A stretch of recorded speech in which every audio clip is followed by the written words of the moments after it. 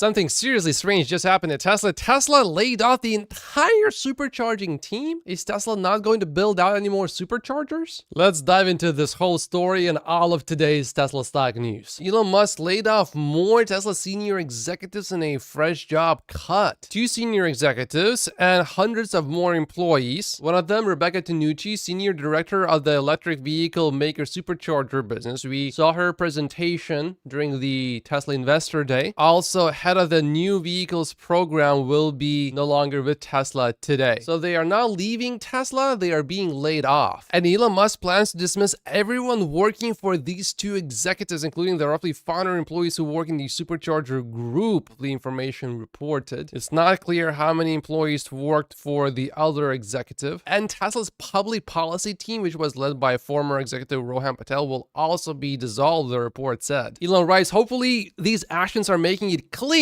that we need to be absolutely hardcore about headcount and cost reduction. While some executive staff are taking this seriously, most are not yet doing so. It almost sounds like the restructuring is just beginning. Now, we did see Elon Musk go to China and all of a sudden, bam, FSD is moving forward in China. And this is without Tesla's public policy team. So, yeah. And if you like what Elon Musk just did in China yesterday, pushing the stock 15% higher in a single day, click the like button. Anyway, I think it's becoming much clearer now why Elon Musk did not go to India. Early rumors before the layoff started suggested that Tesla could lay off about 20% of its workforce, and looking at this direction right now, that could be actually happening. Only a few people will be reassigned from that 500-person charging team to other departments within Tesla. By the way, Rebecca Tanucci was responsible for getting other manufacturers to adopt Tesla's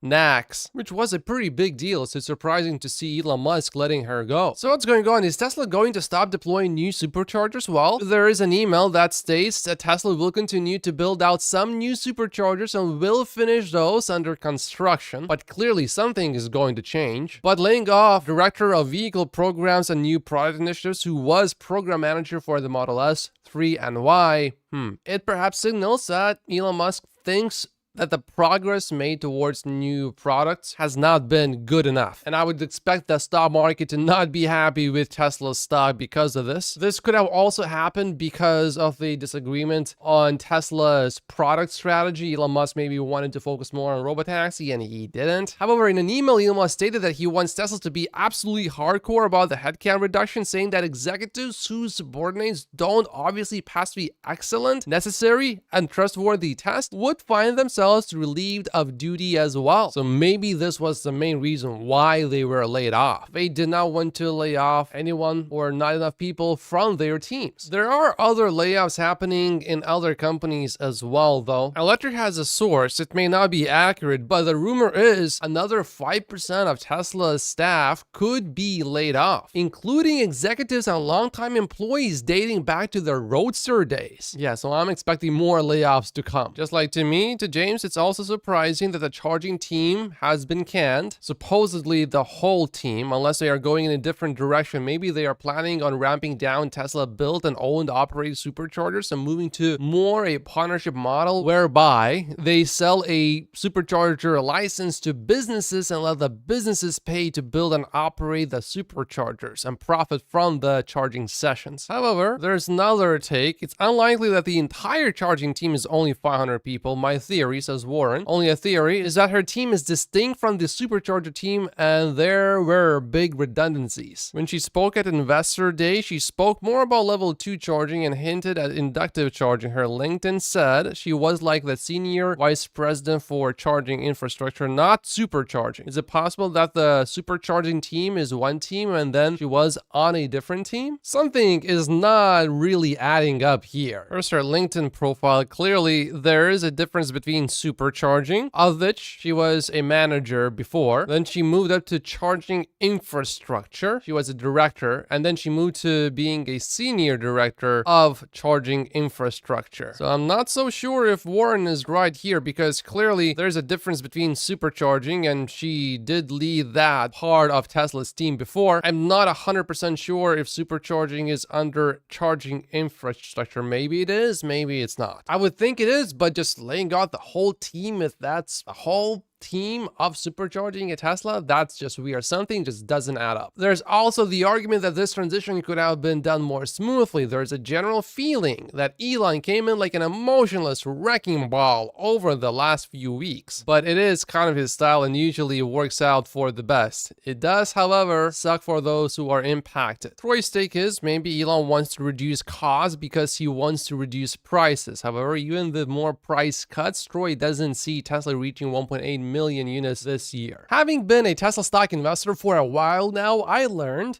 that when I see something that just doesn't add up at all, there's always a pretty good reason behind it.